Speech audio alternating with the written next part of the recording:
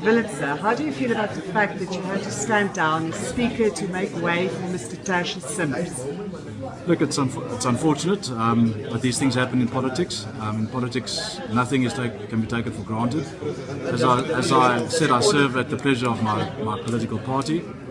This decision came down from FedEx that this change needs to happen. However disappointed I might be, I take FedEx, the decision seriously, and I take the decision of my party seriously. So I'm here to serve the best way I can, and to serve as a councillor, I'll continue to do so. There was lots of praise for you today as Speaker from the opposition and from all the other councillors.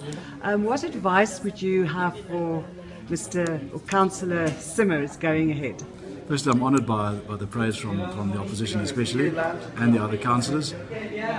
All it takes is a cool head sitting up there. You need to keep your wits about you and to understand what it is to chair a council, to elicit proper debate and to arrive at decisions that everybody agrees to. And that's basically what it is, to stay level-headed up there and not become emotionally involved.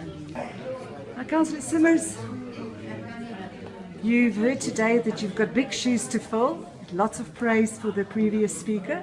How do you intend to be running this council as speaker? Well, I believe the mayor did allude to that as the governing party. The ANC alluded to the previous speaker being good, and within our ranks as the governing party, we are all good. I believe we will continue with the legacy that Mark has left, and we will only grow and proceed with the procedures of council from strength to strength. And what do you leave for Councillor Willemse in your current portfolio or your previous portfolio as roads? Well, for the last 8 months we have restarted the re-engineering process of roads. We have accelerated the response time to complaints from the community.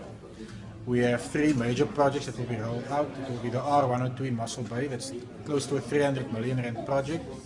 We have the Wilderness Heights project, which is still ongoing, and we have the Airport Roads project.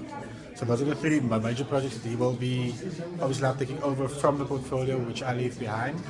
Then we also ensured that our allocation from the Provincial Department of Public Works, we got an additional 14 million. We will also be focusing more on our EPWP as the roads department to increase the number of employment opportunities that we create